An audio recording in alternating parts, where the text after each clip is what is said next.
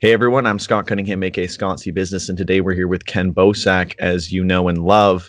We're going to be talking about some different dapps. He's been to a million different conferences. He's on all these different platforms. So I want to get his perspective on some of the different dapps that are out there and how what he thinks about all of them, etc. So let's just start off just by diving into the Steemit acquisition with Tron. And what are some of your thoughts on that? I know you mentioned that you mainly use Steem for Splinterlands right now. So what are your thoughts on that acquisition? I'm actually excited for this Steemit acquisition. It's not like so much as Steem, it's Steemit, right? Being Yeah. acquired by Justin. And I think that's going to bring a lot of new life to something that's been stuck in what looks like a purgatorial beta. It's kind of been left to the beta vibes that it was. And I think it went as far as it could have gone in that state. And I think, Tron getting involved is going to hopefully see a little bit more evolution come to the Steemit ecosystem, which I'm excited for. It took a while for the media token concept to kind of come into play, and I want to see what happens more with the Steem Engine exchange. And I don't know. And again, going back to the Splinterlands, when they did their forkish, they kind of forked with Tron, and they did a token release, and they started doing things more with the Tron blockchain through the game.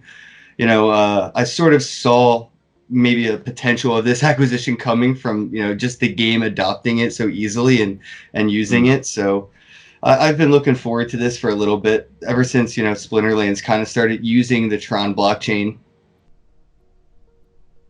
Awesome. Yeah. Like, how do you think this is going to affect the price of Steem? Like, what are your thoughts personally on what you're going to maybe do with your Steem? I'm not worried about the price. I didn't even No. think that was a thing. Yeah, I mean, I get it. I earn it and then I use it, right? So like I use Vim.tv when I do my live streams, and it pushes a publication right to the Steemit, platform, puts it right on the blockchain, and it's like, hey, Ken's doing a podcast or a live stream or X, Y, and Z, and I earn Steem, from people, engaging with that. And then I just go and I buy Splinterlands cards or something with the Steem. So I mean, I'm not so much looking at it as like the price all the time. As long as it works, I use it. I'm not too worried about the price. I have a decent amount of Steem, but that's on like a separate account. Fair enough. So, what are some of the other apps that you're really excited about? Because I know I see you on Flote, I see you on SoMee. Are you on Mines right now? What are your thoughts there? I actually haven't gotten on Mines yet. I use SoMee, I use Flote. I've been dabbling with Twitch, which is like the BSV Twitter thing, which is an interesting little platform. Like Danny Trejo just signed up, so I've been following him on there, which is I just like things that work, and it's funny that I even mentioned that I'm playing around with Twitch. It's like, oh, he's promoting BSV, burn him. And I'm not promoting BSV. I will say I may be promoting Twitch or whatever by like saying it's awesome, it works. I mean, you can post, you can like, you can earn, whatever. It does what it's supposed to do, and it uses BSV. And I wish there was platforms that use BTC like this. And I think Flote gets as close as possible with what Bitcoin offers. People can super chat $1 or whatever, and I can get the entire dollar. YouTube isn't there, or Flote's not going to take 30%. So it's really cool to see I can get like $1 worth of Bitcoin from a super chat, or like those monthly subscriptions.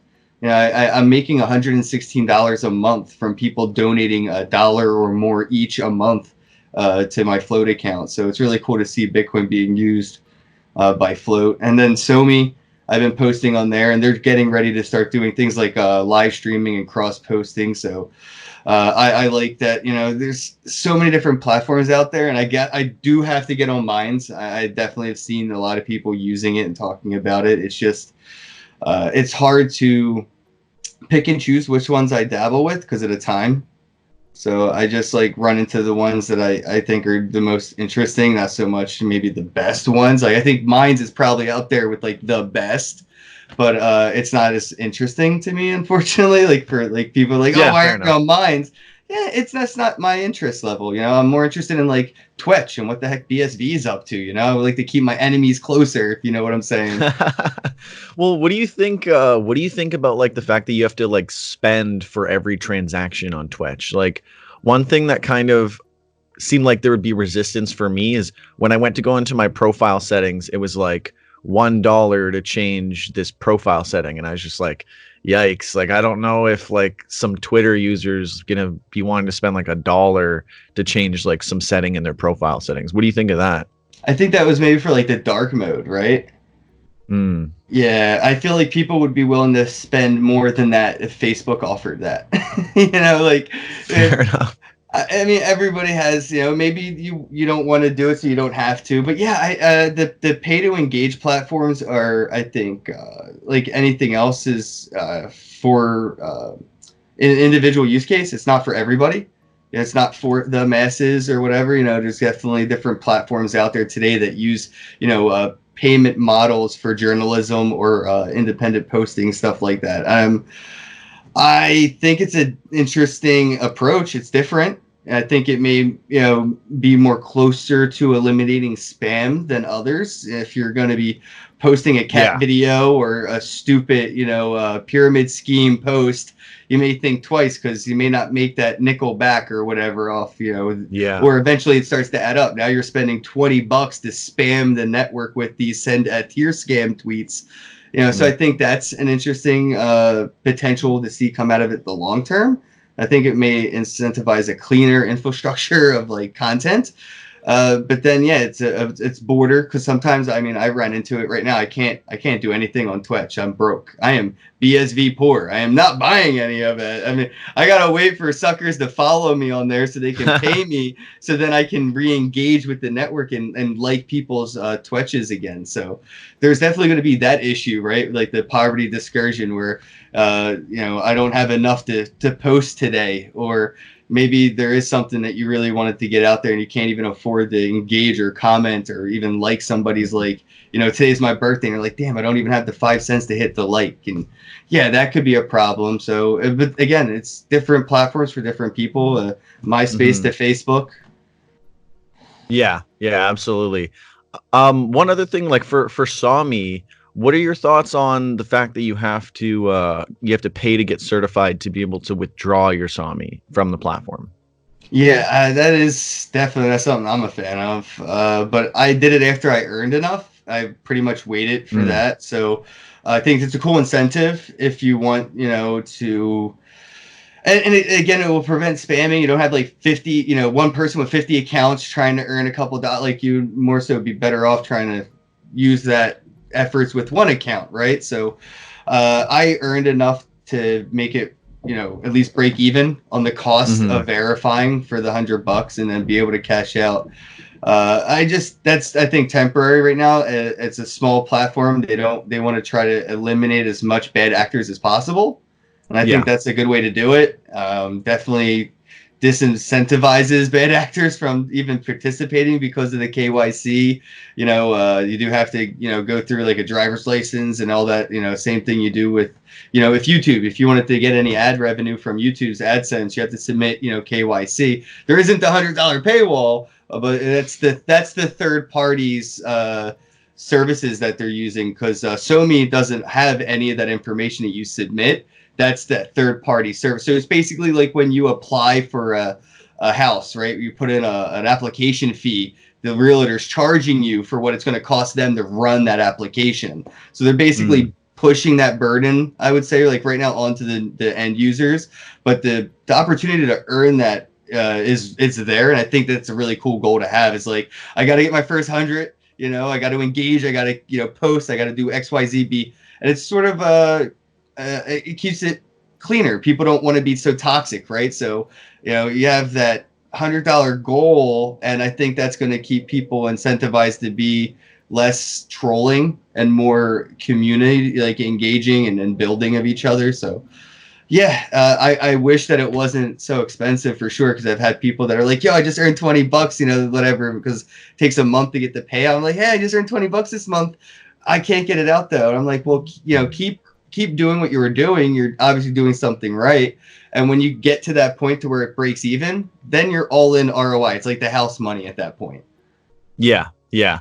And I know that Christopher Kramer, the CEO, said that eventually they will allow you to pay for the certification using SoMee rewards so that you don't have to like actually put money in from elsewhere and then cash out after. So Right. so that'll definitely be a good way to like kind of work around that. So what do you use a library at all? Or are you familiar with library like LBRY?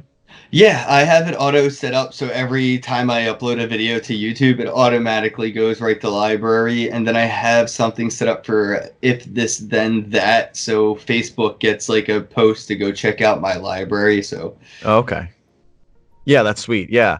So like what are your thoughts on library? Like do you use it much? Like the biggest issue for me is that they don't have notifications yet. So like I can never know if someone actually like commented on something, but I think their monetization model is really, really interesting. Like if you sync your YouTube, you get a certain amount of library coins per month just for yep. having synced.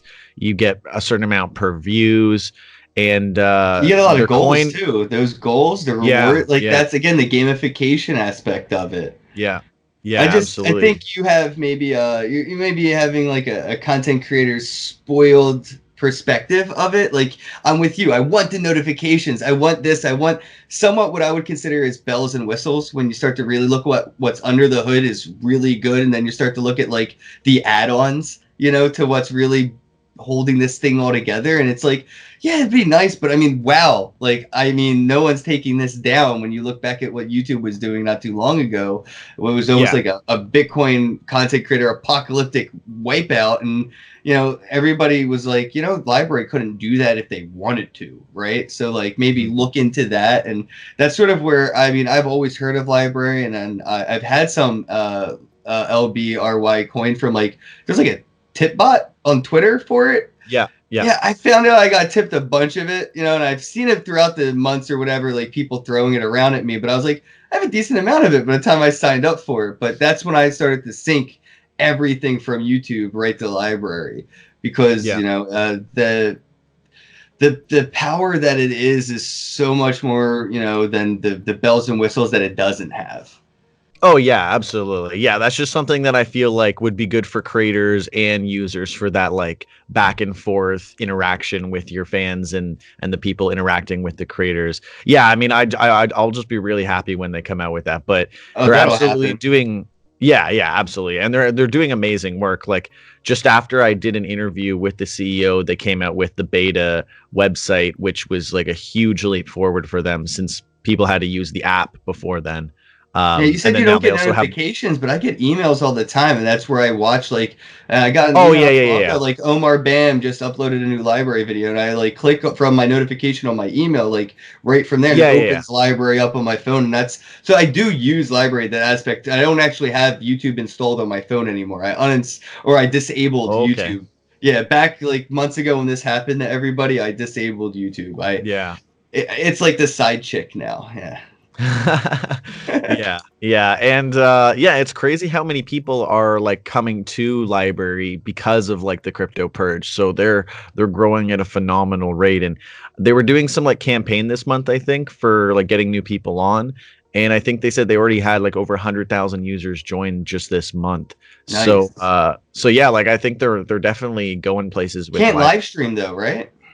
No, not yet, but I'm sure they'll probably come out with that sooner or later, along I with the think other a I think a whistles. partnership would probably be better in the works somewhere along the lines, because there's again so many of these platforms that exist.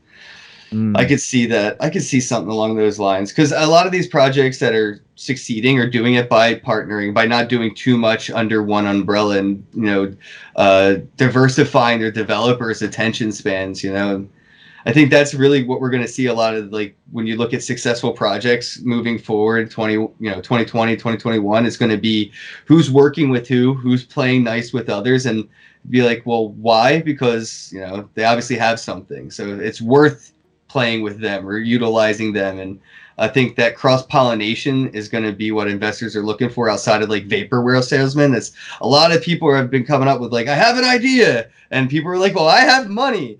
Yeah, it's 2020. It's more like I have a thing. Check out all these end users. All right, well here's some Yeah. like the conversation has changed now. You know, it's got a little bit more blue collar Yeah. Yeah. than Wild Absolutely. West. Yeah. Yeah. And what are your thoughts on the speaking of live streaming, what are your thoughts on Tron also acquiring D Live, and that's going to migrate in April, I believe. What are your thoughts on that? Do you think D Live has the potential to become, like the main blockchain live streaming platform? Like I know you use Vim TV. Do you use D Live at all as well, or no? Well, yeah, Vim isn't, I don't believe, blockchain streaming. It just, I think, has like a plugin for Steem to like make a post Oh, about okay. it. You know what I mean? So I think it's just like uses blockchain, but it isn't blockchain. Oh, okay, okay, okay. But yeah, I use DLive as well. I use Restream.io. So when I stream, it's on about 9 simultaneous platforms, and DLive is one of them. Um, Okay. I because of that, I actually earned a decent amount of like lemons or ice creams or whatever. And I don't know what they're worth, but like I went and watched somebody's live stream on DLive, and I just saw that I had a bunch of ice cream and stuff, and I'm just like, oh, how fun! And I just kept tipping ice creams, and at the end somebody's like, they did the math and they were like, damn, that was like a couple $100, and I'm like, oh, I gave you all of my DLive earnings. Oops. Jeez. But it's cool Yeah. because it's not like I'm staring at my Steemit, my Steem wallet or my DLive wallet, trying to make the money out of the content. But it's such a cool like byproduct. It's almost like I forget it's there sometimes because of all the different platforms, all the different different kinds of currencies, from like SoMee to Flote with Bitcoin to DLive with their thing like Lino or whatever. So Mhm. yeah, I mean, I think with their thing with PewDiePie, what they had going on with him, he's like the #1 content creator in the world, is independent, and on YouTube's like #1 guy. I think Mr. Beast is getting up there with them, but yeah, DLive's definitely positioned themselves very strategically, even after all the migrations of like the platform moving and changing so many times. But that's the perks of being a small, product in a very, early. Can you even use the word industry? It's so early. So yeah, it's sort of a benefit of being, this early, that you can do that, get away with it, and still keep moving forward. If Facebook were to rebrand today, it'd probably be detrimental, even though Yeah. they're so solidified into the market. A rebrand is that so. I think that what they've done is really cool, really interesting. And then moving on to Tron, I mean, with everything Justin's done, I mean, with BitTube, not BitTube, what is it?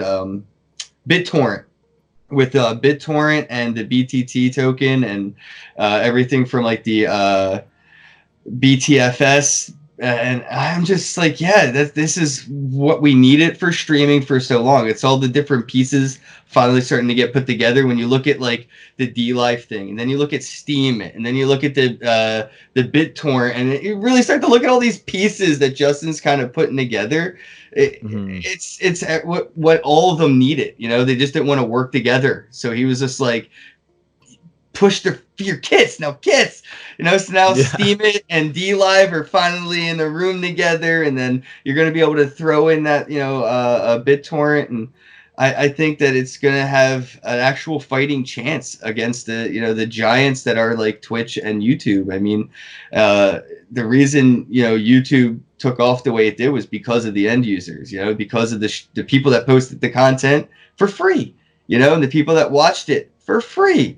And now there's platforms that are flipping that script, and they're rewarding you for posting content, and they're rewarding you for consumption of the same content that was rewarded for the contribution of. Yeah. It's so outside their business model's framework that they don't know how to adapt. Much similar to why Blockbuster doesn't have a streaming service, and they used to have Blockbuster premiere Hollywood movies. It used to look like Mhm. they were so solidified. How could life go on without them? And I think when we look back at like YouTube and Twitch, people are 10 years from now are going to be like, wow, how archaic. Like, can you believe that people were okay by having so much value taken from them at such a large rate? And you know, when a 5-year-old, 10-year-old kid comes up to a ninja and he's like, "Hey, I'm making a shit ton of a TRX over here on D Live. How much is Twitch stealing from you or Mixer every month? Like 30%. Must be nice." It's going to inspire that evolution, right? It's evolve or die. And I think that we're at that exponential curve of technology adoption where it's not going to take so long for people to innovate. People won't be cannibalized out. They'll be able to adopt as quick. So it'll be more independent market than it would be like a corporate market. And we'll be able to see a lot of these people rise up by the inspiration of others. Like, again, some kid on D Live a kid on D Live could be making more than Ninja on Mixer. And it's because, XRP had a really good day. Yeah. Yeah. I mean, unfortunately, you have to be 16 to withdraw your funds from D Live. Yeah, yeah. Hey, but I need to be like, oh my god, I can't believe I said XRP. I meant TRX.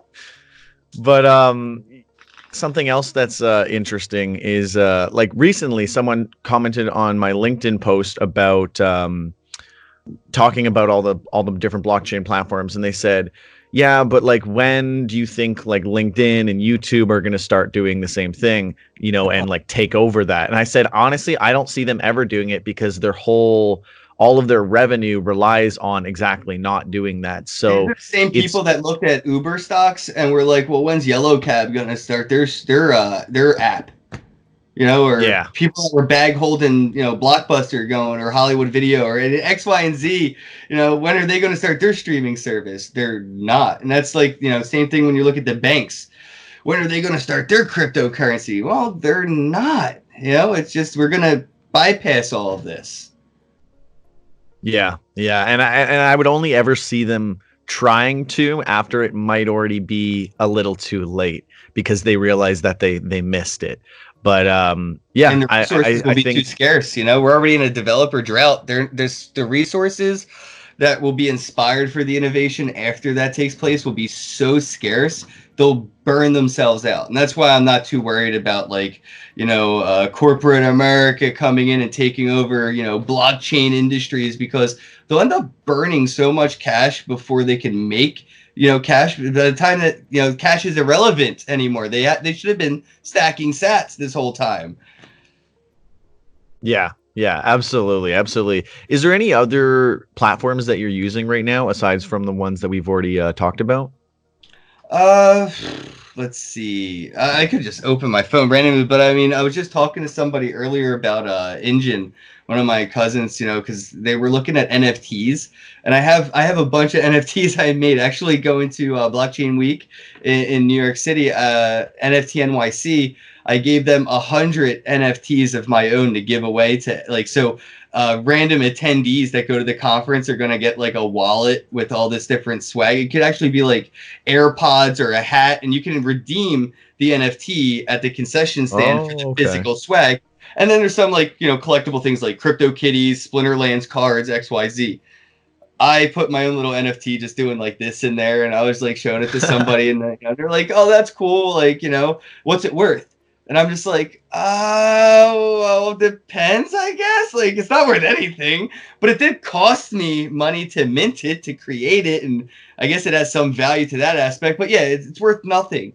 And then I was, showing somebody, my Engine wallet, and I was like, I have my own NFT on Engine, but it's actually backed by the Engine coin. It's 5 Engine per NFT. So it actually does have value. It's worth something without anybody adding value to it. So it was a really cool conversation to kind of have like what the difference is between like a backed NFT as far as like just, I don't even know what to call a non-backed one. It's just generic non-fungible token. But I think the what Engine's doing by making it possible to mint an NFT and back it by some of the actual asset on the chain, that's going to be probably the most interesting gaming environment ever. The sword in the game may be super rare, so there's only like 3 of these swords and they're super strong, but it's only backed by one engine, right? So it's like, is it really worth anything? Well, yeah, in the game it really is. So there's really no incentive to melt it.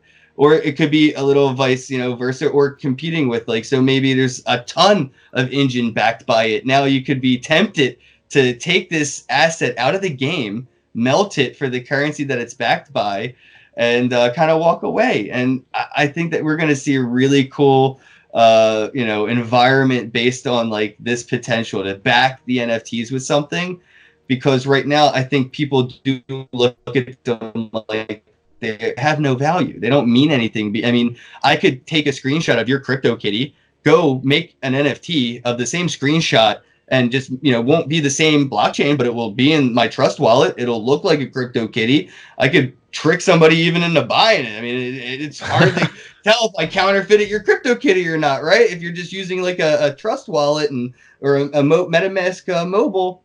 So like, it's a different conversation to have because the engine, I think what they're doing is really cool. And they're working with Ubisoft and Unity 3D and shit for like legacy developers to just tokenize in-game assets. Like, they're going to be the reason why I think Grand Theft Auto 20 or whatever they're on now. It's like, maybe they have a couple really scarce cars in the game that could be backed by something in that, online, multiverse that they're building with Grand Theft Auto. Because it happens, people buy and sell these cars. They're just centralized. And I think, it's either they're going to adopt or somebody's going to compete, right? And people are going to see that, if I, same thing with Splinterlands. I talk to people that play like Magic or Hearthstone online. And my cousin was telling, his friend the other day, is like, my cousin's on this game where, how many, he doesn't really know anything about crypto like that. But he's like, how many cards are in circulation, and you get like people are aware of circulating supply and scarcity and things to that effect. And when you throw in like asset ownership, third-party markets really starts to intrigue them. So it's going to either inspire games to get in on this, or it's going to be the reason they fizzle out. And I think Engine's making it hella possible for them to on-ramp in before that fizzle starts to go.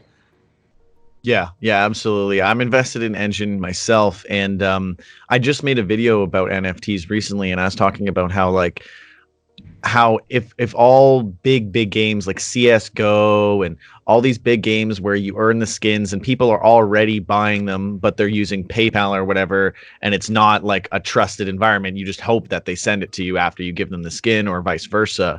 If that could all be, put into NFTs, and then you can actually have like trustless trading and sorry, what? Wax.io. That is OP Skins blockchain solution. Oh, okay. For that. Yeah, I actually have my own collectible on Wax.io as well.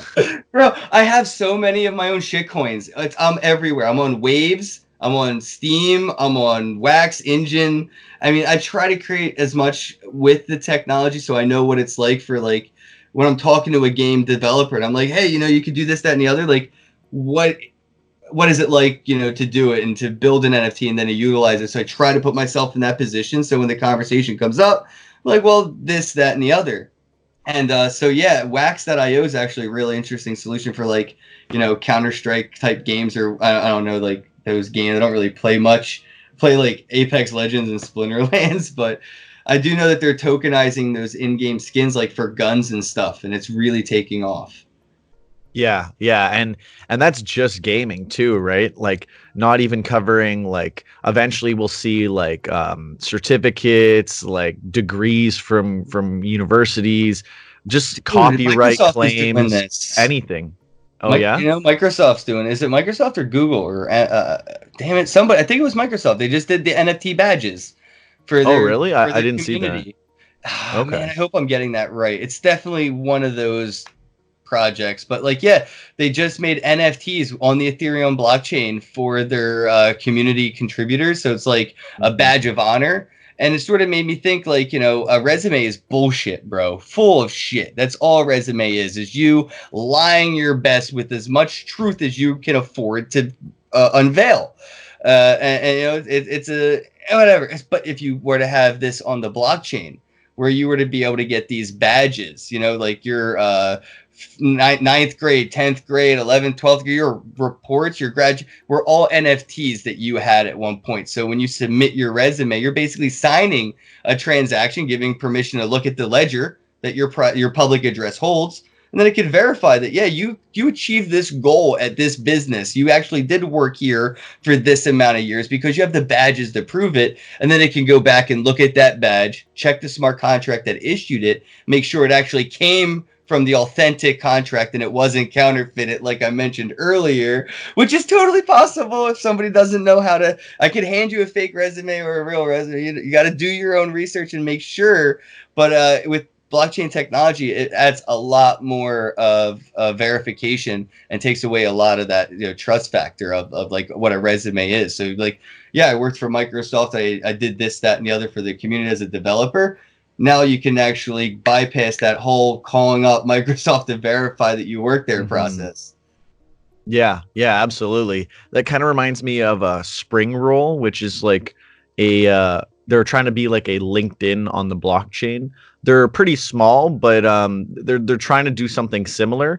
Though I still think NFTs would be better since it would be much more universal, not just restricted to that one platform. But yeah, like it's crazy what NFTs are going to be able to enable for people to take advantage of in the future. So I'm also curious. In your Twitter name, you've got $milk. So is that something you're invested in or working, or like what's that all about? Because I actually got some milk from EasyDex like a long time ago. Milk's a thing? I didn't even know it was a real thing, dude. It was. Oh, you just put it there? I actually have the milk coin. It's like I bought it on EasyDex. Somebody told me I should make a milk coin because of this, and I was like, all right, cool, maybe I will. But it's funny, it's already a thing now. It literally couldn't have been more random, man. I woke up, in the morning, and I, as normal, wake and bake. And something was on the TV, and they mentioned something along the lines of the cult had 5,000 followers, and somebody commented on the comment was like, "Wow, that's a lot of followers." And I was looking at my phone like, I got 19,000 of those. Like, I could be a cult. What? The only difference is the label, right? So. Yeah, so like that random wake and bake with that random clip was like, I'm going to change my name to Cult Leader. And then, of course, every cult needs a totem. So I just went to the emoji and slid my thumb up and stopped. And it was milk. So it could have been anything at that point. But then, I just put milk as the ticker, and now it has a totem. But it was the most random thing I've probably ever done. And it's like, it's become a thing. Like random people have milk now in their names and stuff. It's awesome. That's hilarious. So you're starting this like, yeah, that's hilarious. Yeah, because I was like, does he actually own like that cryptocurrency, or like what was that all about? So that's pretty funny. Is that like an Ethereum token?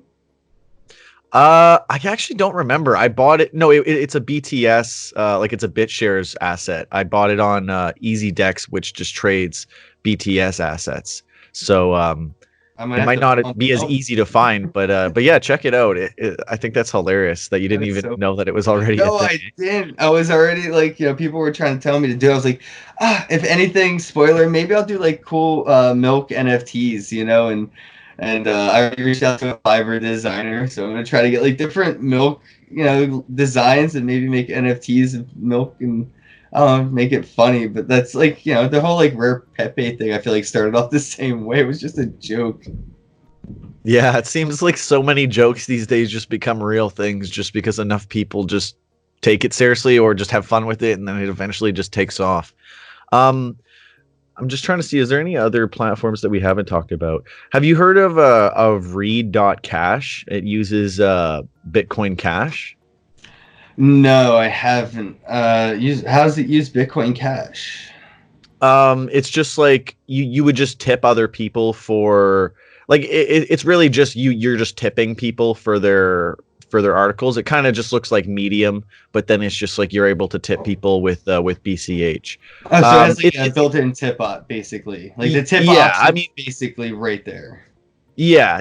It's pretty small though, so I was just curious. Two other ones that have you heard of Uptrend? Yeah, actually. Oh, yeah, Uptrend. That's right. Yes, I do. I have an Uptrend account. I use it. I see. Here's the issue I have with like Uptrend. I'm not sure how to use it. And I posted a thing on there, even like asking the community, like, how am I supposed to use this? You know, like all the other things that I have at my disposal, what's the best way for me to use this? And I don't, and I think I've come to the conclusion, I don't think it is as much of as a contributor as it is a consumer. I found myself opening Uptrend more so to just go to my feed, see what's what, consume, and then kind of go from there. I don't really contribute as much because then it feels like regurgitated nonsense, right? Like I'm basically copy and posting the shit that I said on fucking Steemit, SoMee, Flote, Facebook, Twitter, and just putting it all in the same place. Copy paste, copy paste. I don't. What am I saying differently? How am I going to use it any different?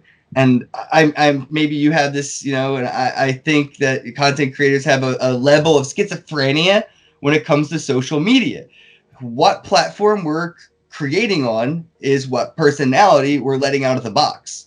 Facebook, Twitter, Snapchat, Instagram. A content creator or even a public personality, it's like the levels of those that people know is like 3 levels, like your friends, your family, your loved ones, like different person you are in front of different people, the same way you are on platforms. So I don't think I have that personality to contribute to Uptrend that I'm not already using at other resources, but I like the platform enough that I actually consume from it. It's in my, you know, folder for social media apps. But yeah, I think that like that Uptrend brought me to that awareness of my social platform schizophrenia. It's like, how do I use this platform? And the answer is like, I don't contribute as much as I consume. And I think that's a fine answer. A lot of people consume more on Twitter than they contribute. And you know, the potential is if you did the opposite, you could, you know, become the content creator and earn more from the platform. But I don't know. I just thought that was an interesting, like a lightning moment I had when I was like, you know, it was like my first post on Uptrend too. Yeah, no, and it's come a really long way. It started around the same time as PublishOX, if you know about PublishOX, and I think it was just like 7 or 8 months ago, something like that. And I did an interview with Jeff Kurdakis, the CEO there, and then I did a follow up in January.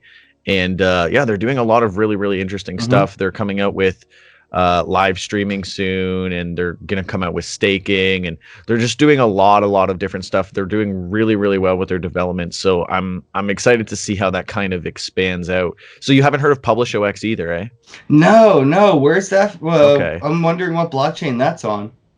Yeah, so this one isn't on a blockchain, but they have a very interesting way that they go about it. So it's crypto agnostic, where they don't have their own token, but essentially what happens is they go and they reach out to different projects, and they'll donate a certain amount that will just get given out for every tip.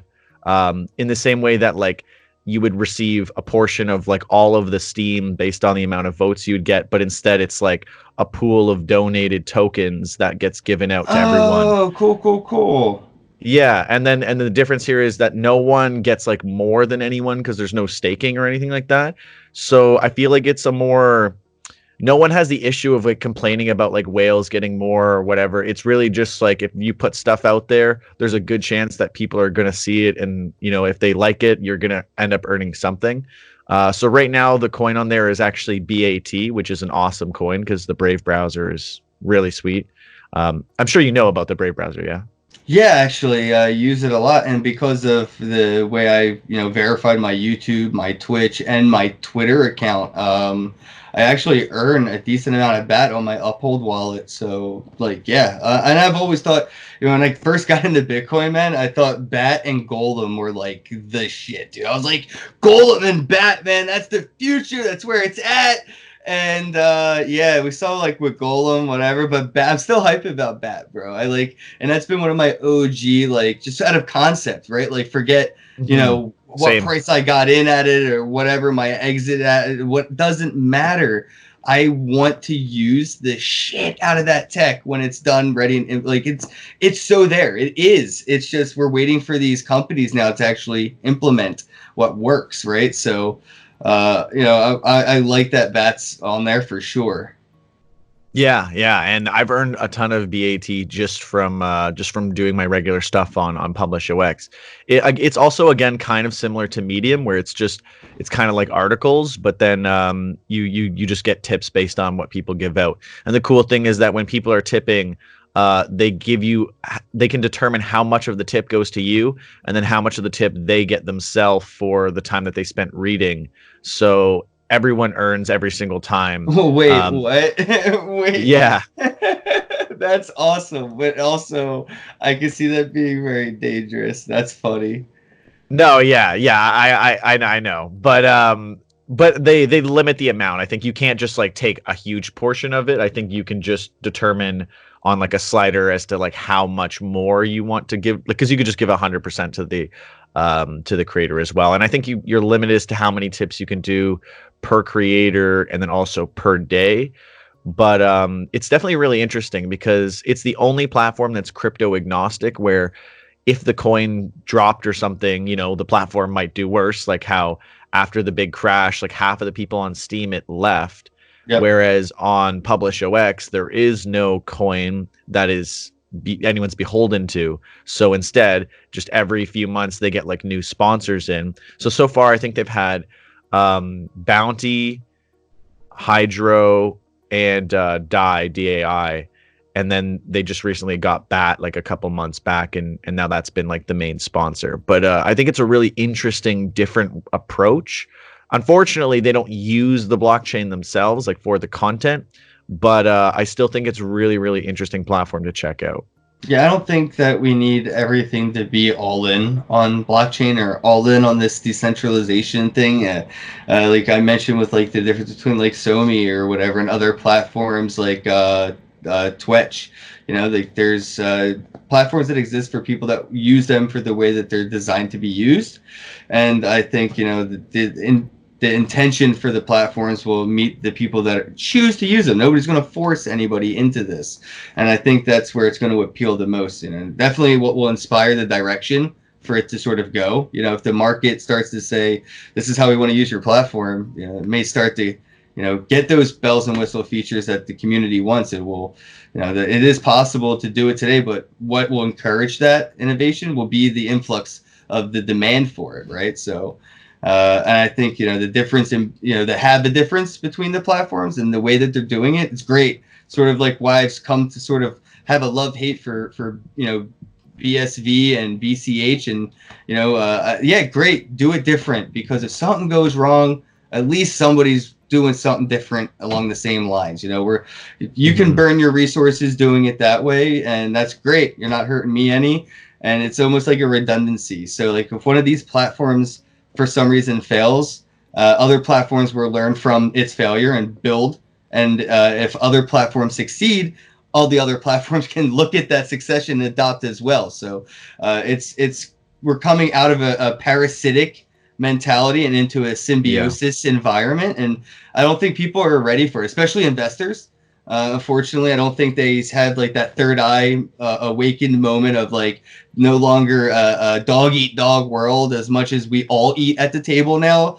And I think that, these social media platforms are the on-ramps that, a lot of people are like, how do we on-ramp the XYZ? How do we on-ramp the mainstream or the average person? And it's not going to be by replacing their bank account.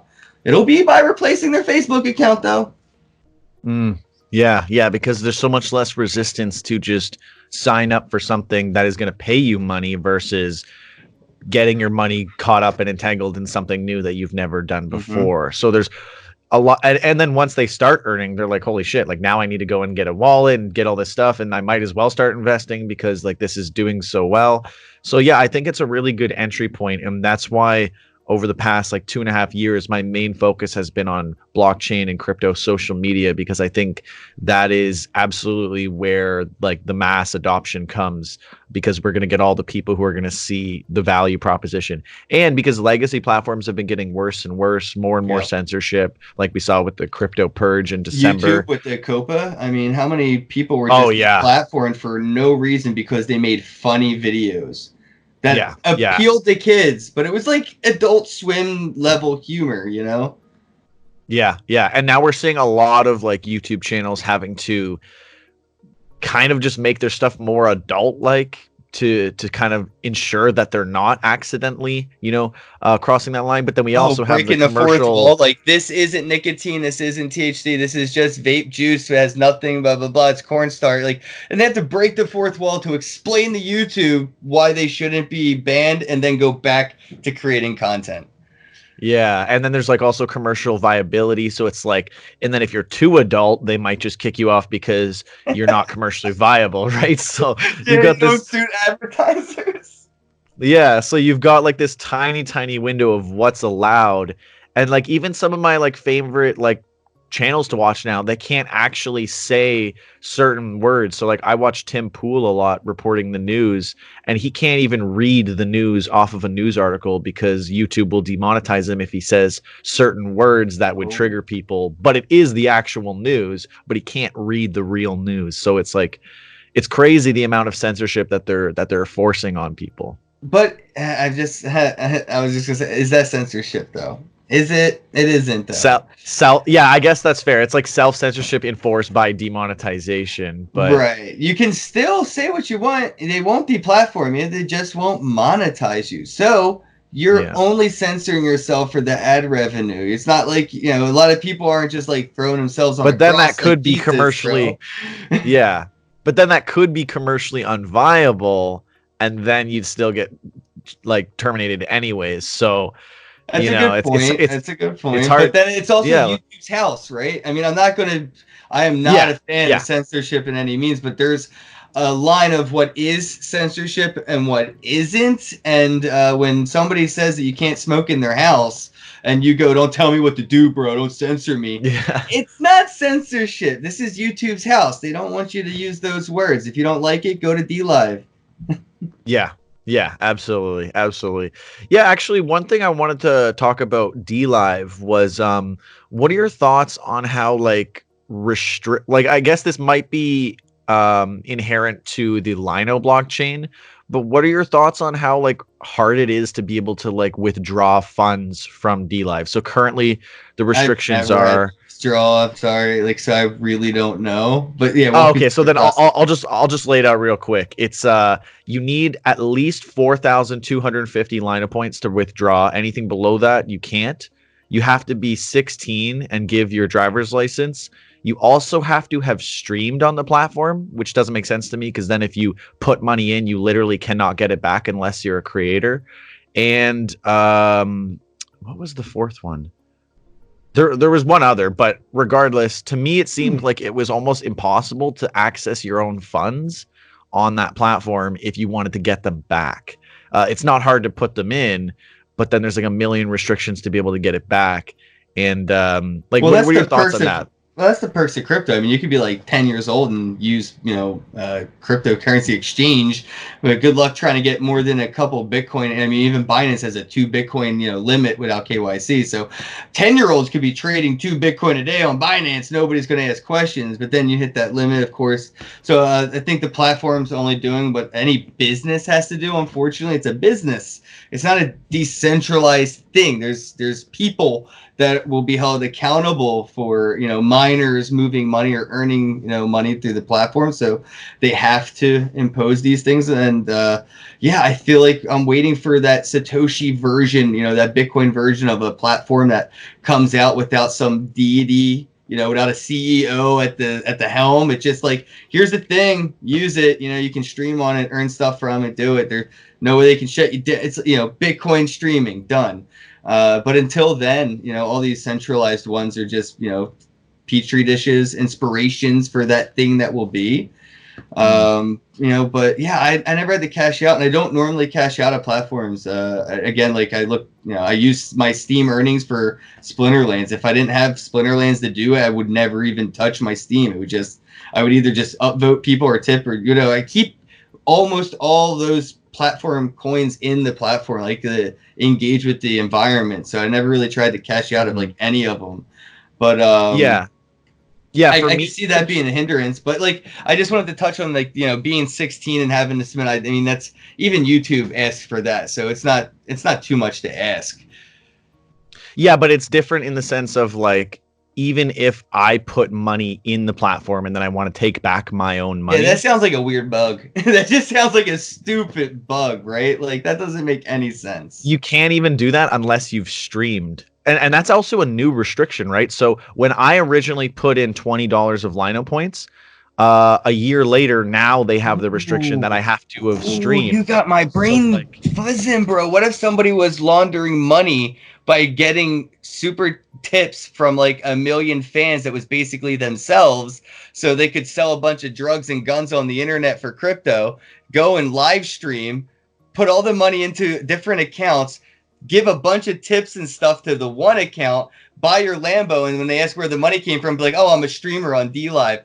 That might be why. Money laundering is a bitch, bro, and that's why a lot of these things pop up where there's like, you mentioned like 4,000 something coins as a limit.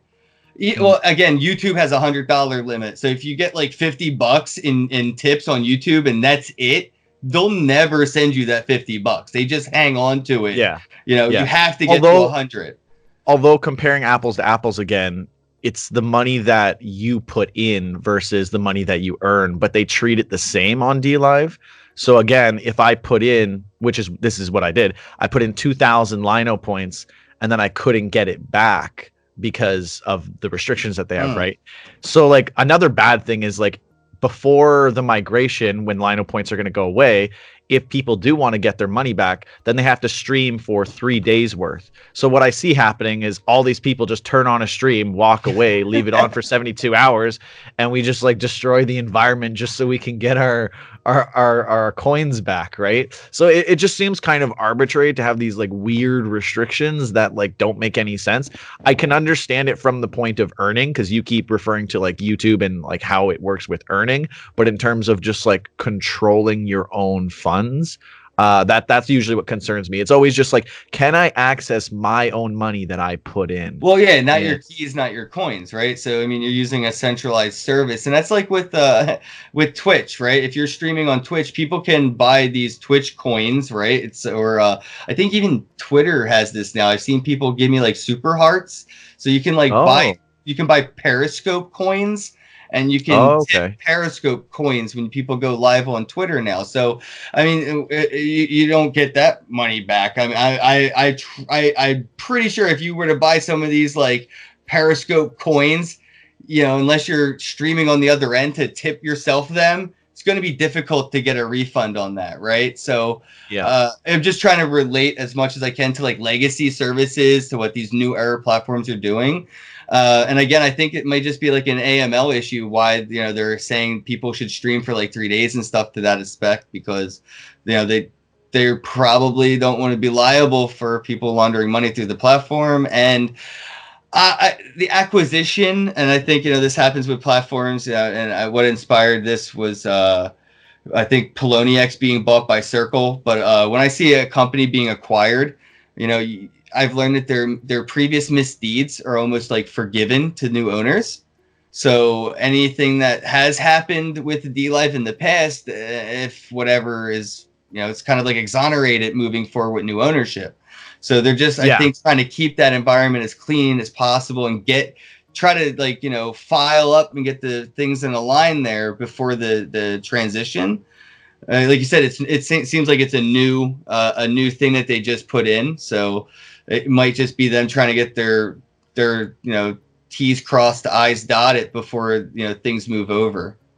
Well, aside from the fact that now that everyone's trying to sell their Lino, they can't because of this new restriction just before it migrates, and then Lino is eliminated. You can give them all to me. Just go to DLive and just DLive me all your things, you know, and that's how you can use it. Yeah, and you know, it's funny, when I pointed this out before, that's all people would say. They would be like, well, you can just give it to me instead, and then there's no problem. Yeah. And I think, you know, look, maybe Tron will improve on all of this. And I mean, the fact before that Lino wasn't even traded on exchanges, it was literally just, it was at a price, they set the price, it could change at any time. But now that it'll actually be Tron, it's an actual based on the market. It's not just like some random value. So at least, you know, like I see that getting better. Have you taken a look at voice yet? I can't because I'm in Canada, but I know that in the US you can now sign up for the beta. Yeah, I just didn't like the concept, and I may have it wrong, but I mean, it just didn't appeal to me to have like a fee on the blockchain to use a service that I'm already paying for on my damn phone. Like I use Yeah. VoIP, voice over IP address, so I haven't paid a phone bill in over a decade. Like as soon as phones connected to Wi-Fi, I was like, well, why would I pay for this extra feature? It's already there, right? So Mm, I don't know. It's not super appealing to me to have a blockchain solution for a thing I've been using VoIP for forever. It just doesn't appeal. It's a cool gimmick. I mean, it's neat. It's a cool proof of concept for like what corporations might do. yeah. But I don't think I don't think it appeals to like individual like mass adoption. It's cool, it's cute, but it's not for me. Yeah, And I because don't a think you're lot of missing out people on have anything. been Yeah, because a lot of people have been like super anticipating this, and everyone's like, "Oh my gosh, this is gonna be the hero end all of apps that coming out on EOS." And I was just like, honestly, like if I looked at the EOS ecosystem right now, there wasn't really anything there anyways. So like why should I trust that the next thing is gonna be so, like game changing? Like for me, the Four biggest billion social dollars, bro. $4 billion. They really no, that ain't shit. You better come out with Netflix on EOS if you want to impress me. Like literally. Yeah. Yeah, Four billion and they can't dollars.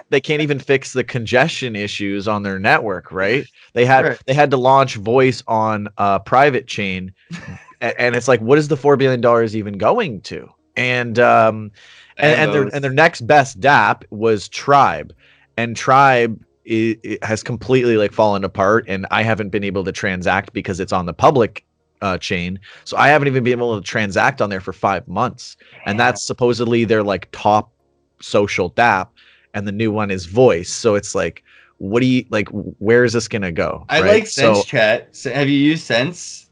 no, I haven't. I'll have to It's check that cool. out Yeah, though. they do EOS. You can use your EOS like name to like message people and stuff and transfer like money through like it's sort of like Facebook Messenger meets like Mm, blockchain whatever. And it's got group chats and stuff. And it's like I was like I could see me using blockchain for this maybe like it's like Signal. I don't know if you use Signal or whatever, but it's like encrypted messaging, blah blah blah. Like, okay, cool. I need it. I need a Signal. I need a messenger app specifically for like here's the private keys to the whatever, and I'm sending that to a business partner, and like I need to copy paste private keys. So that happens. It sucks, but it's a thing when multi-sig is an issue, right? So I need to yeah. use an encrypted service I can trust to send private keys through, and that's one of the solutions for like that. But I don't know. I think Morty's is probably like the coolest thing about EOS since it came out, like the Morty coin. That's about it. Like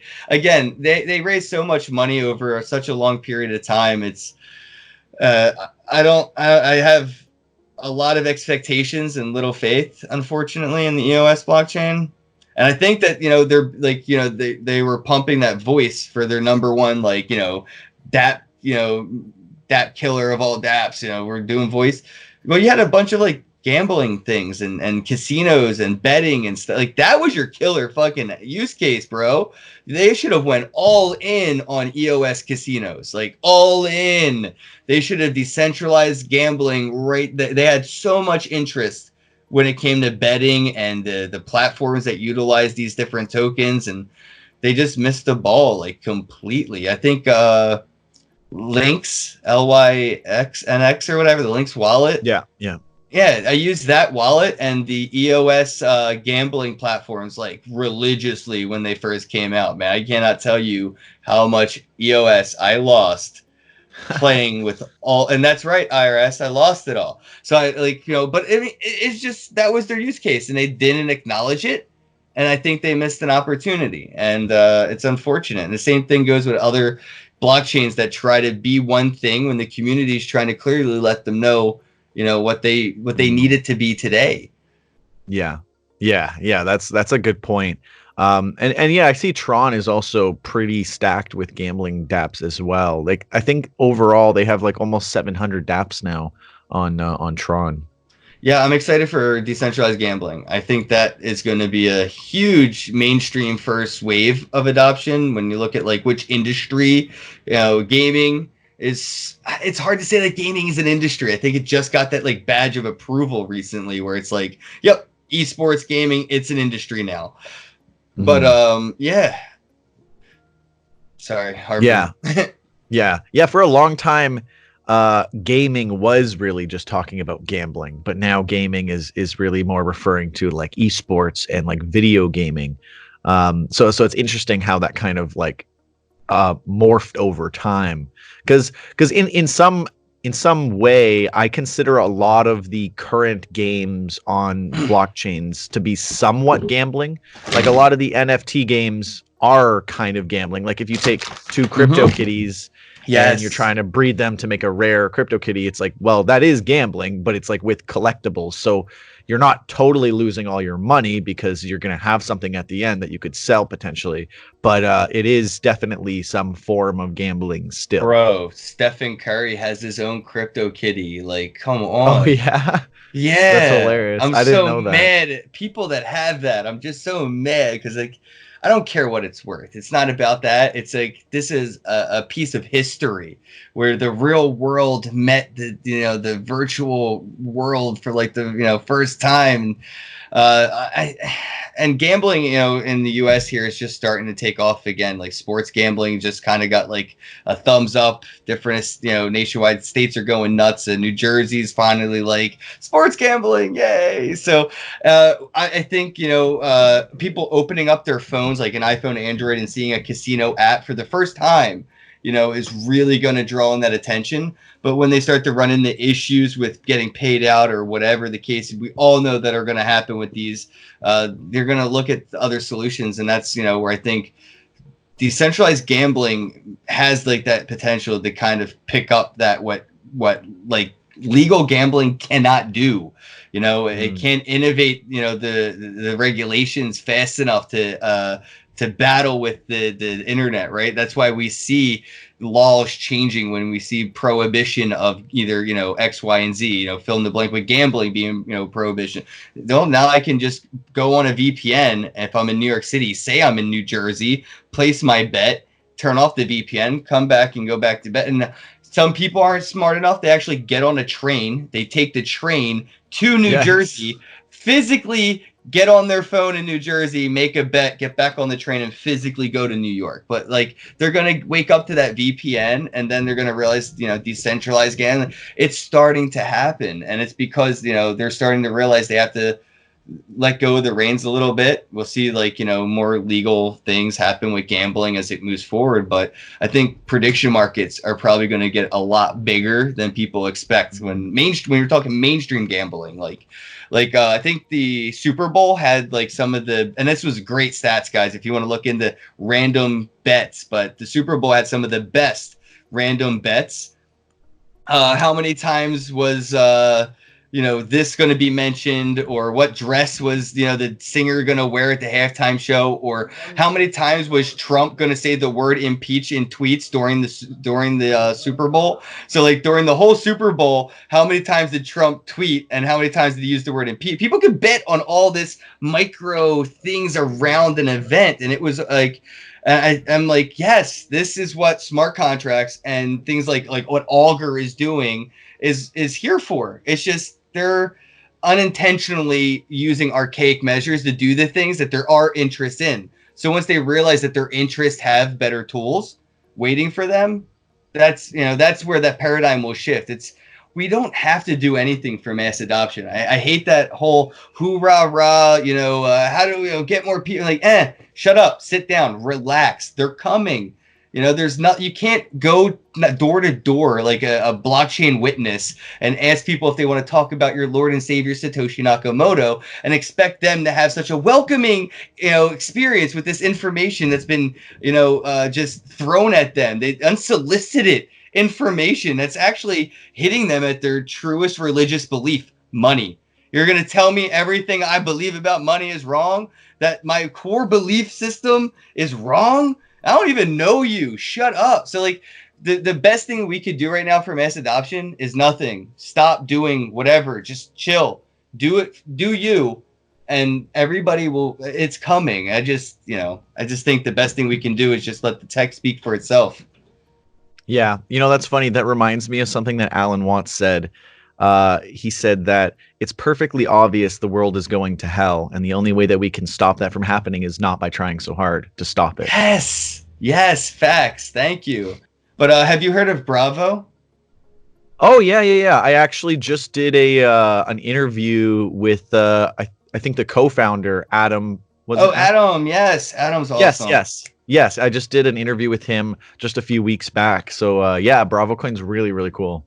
Yeah, they just did a thing. I think it's Rebuzz, but it's sort of like a cannabis version of Okay. Bravo, which is really Okay. cool. It's almost like a rewarded version of Weed Maps. So I'm excited for that. Oh, But okay. yeah, That's I interesting. use Bravo Coin. I think it's really cool. I'm actually like a walk-in beacon. So like I have one of the wearables that Oh, okay. yeah, so that's pretty cool. But yeah, I thought like that's it's not so much like a social media platform, and I always feel like it's almost a disservice to say that because it's almost like a social service platform than like a social media platform. If that makes any sense, like Uber Eats isn't a social media, but it's a social service platform. Same Yeah. thing with like Yelp. So yeah, Bravo Coin for like leaving reviews and getting reviews and like that environment's really cool. I like the concept of being able to reward, people for anything. It doesn't even have to be a good review. There's no like incentive from like if I'm like a pizza shop, you come in and have like a bad experience, you're still going to earn Bravo from giving me a 1 star as much as you would from a 5-star review. It's just up to the community to say, was that a good review? Did you actually put thought into it? Or did it feel like, yeah, this pizza sucked? And that was like all you said. May get low engagement.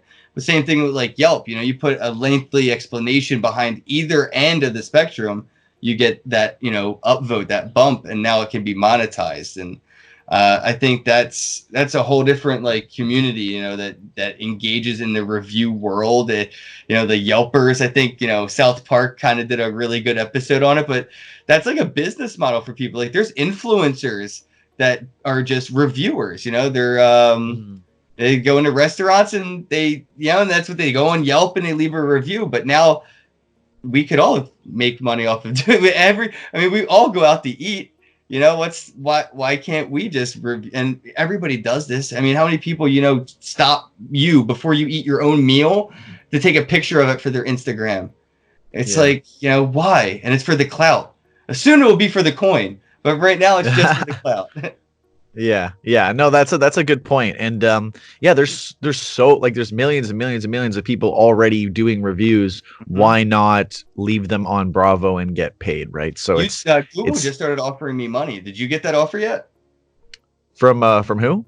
Google for the something reviewers or something. I've been on Google since like the day I could, so I think they think I'm 55 years old or something as far as like my year to date goes. But I've been on here forever, and they just sent me a thing. And a few months ago, I got a box in the mail. I could plug in my TV to this box, and they would give me like $50 a month. And all I wanted was to listen to my TV. That's what it said. Anyway, crazy. I didn't fucking use it, bro. But they offered, and I have it. They didn't even ask. They just sent me this, probably what cost $100 to make. And I didn't use it. And they were like, if you plug it in, we'll give you $50 a month. And then now recently I got a message saying, for doing reviews on Google or whatever, they're going to give me like, coupons for like Uber Eats and stuff like that. So these platforms are, they're starting to see the potential behind the rewarding people for contributing concept. And I think that's interesting because I haven't seen other platforms jump in on that. Like Facebook isn't in a hurry to give me anything, but I've seen, Google reviews and kind of, like, hey, you haven't left a review in a while. If you do any reviews, X amount of reviews, we'll give you, I think it was like $50 in Uber Eats or something credits. And I was just like, all right, Google reviews, like, that's how you get customer engagement now. Incentivize me because that's why I haven't been using you. I've been using Bravo, and that they've realized that. So I didn't know if like you review a lot or not, but I used to a lot on Google, not so much Yelp. Okay. Yeah, no, I didn't do a ton, but I like still like I do all my blockchain platform reviews, so I'm starting to do that on Bravo as well. But yeah, no, it's definitely really really interesting. And it's funny that you mentioned that, because I thought when the crypto purge was happening, that in January or something, YouTube was going to be like, okay, we're coming out with the YouTube coin. Like I thought I wasn't good, and it's like, and there's no more people who are in the crypto space to even talk about this. So well, we'll just tell you it's great, and no one can say anything else because they're all gone. They don't even need to do that. All they would have to do is put ads in front of all their videos, because they know the demographic, right? They have all that data. They would know exactly who to put the ads in front of, and they know how to word each ad for every individual viewer. So using AI and different like programs that actually make a commercial or an advertisement, there's a billion different ads being projected onto your YouTube video, because a billion different people are going to see it, each in an individual way that appeals to them the most to subliminally impact them with that message. Mm-hmm. And people are cool with this, bro. They're like, yeah, I know. That's totally common sense. Why do you care? I mean, like, you're Captain Obvious of the SS. Who cares? I'm just like, I kind of care, because like when I go on Facebook and I see an ad, or I'm on YouTube and I'm watching a video and I leave that commercial with a feeling of like left outness or whatever, that like void, it's always a void that you're left with when you see an ad for something.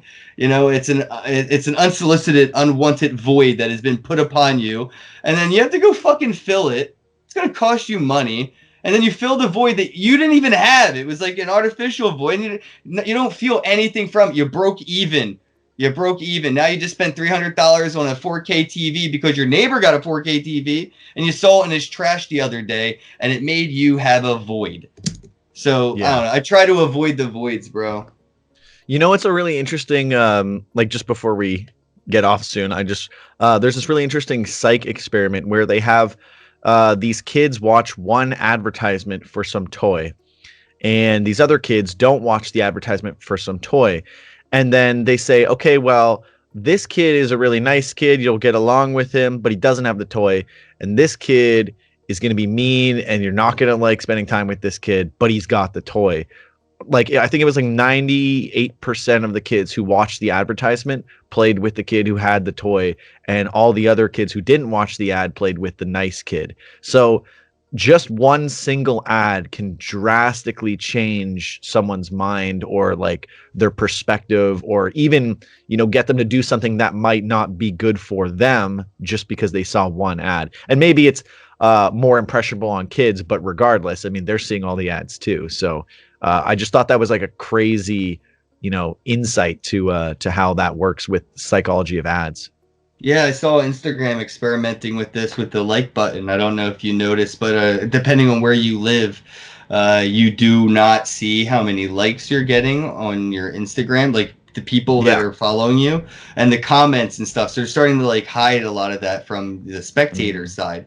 So you can't be like to your sponsors, hey, look, I got 1,000 likes on this Instagram post. But they're starting to see psychology to the fact that like a lot of this engagement may only be because you already had 1,000 likes. So somebody may see a photo, and the only reason they liked it was because they saw so many people already liked it. And now they subconsciously just convince themselves that they are aligned with the agreement of the consensus. But is that consensus even true? It's probably a bunch of bots that bought that perspective.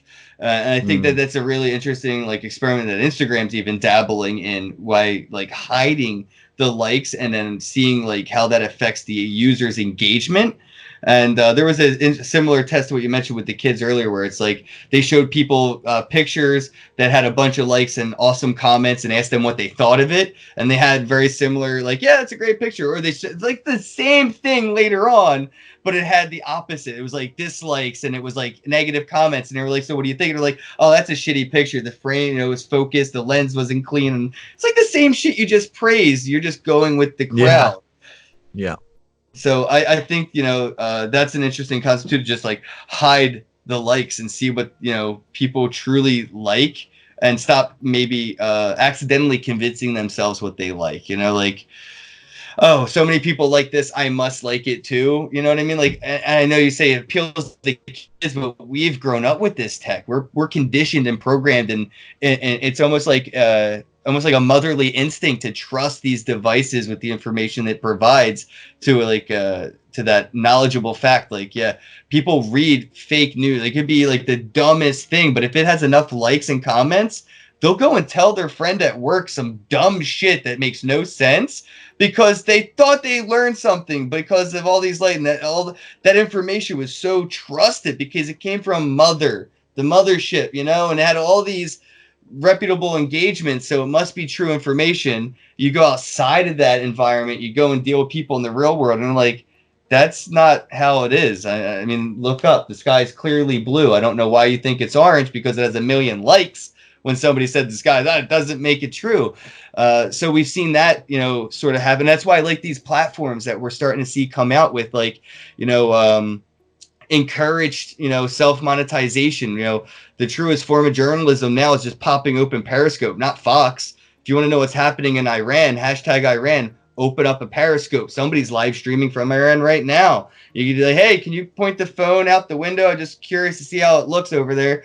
Oh, Fox is showing some shit. Yeah, that's the studio across the street. They're recording a movie. Like, so it's interesting to see where this is going to go moving forward, especially with independent journalism. Like, really amazing journalists like Ben Swan don't really have to bend and beck to the will of the monopolies like Fox and CNBC or any of them. Like, look at Larry King, bro, straight up left. It was like, I'm going to do Larry King YouTube channel. I'm out. Like, now what? The next one's going to be whoever the mainstream, anchor is going to pop off and be like, you know what? I could do my own DLive. Why am I coming into the studio every day? I could do this from my bedroom on DLive. And I think, we're going to see more honest journalism and more integral, like, information come from these new era social media platforms because of this. Like, it's going to very much disrupt the information industry. Like, we want to talk about disrupting the financial industry. The information industry is so centralized, so corrupt. It's scary that, you want to keep your job at, say, Bloomberg. You can't write negatively about BP oil spill because they're one of our partners, and now you don't have true journalism because X, Y. So I'm out. That's what I was hoping for Steem. Like, when I first saw Steemit, I was like, bro, all these journalists that write for the New York Times are going to quit their fucking jobs. They're all going to quit their jobs. Why would they work for the New York Times when they can work for themselves and just post on Steemit? And I still think getting rid of the gatekeepers there. Yep. Yeah. And speaking to that, like, even though this isn't the exact same industry, something that I always thought was really interesting, Gary Vaynerchuk said once that if all the top 20 or 30 basketball players left the NBA and started their own league and just like got everything set up and then they built their own teams, everyone would just watch that. It's not about the like authority anymore. It's about the like individuals that people like, and they could take control if they wanted to because the gatekeepers don't have the power that they used to have, like even 10 years ago.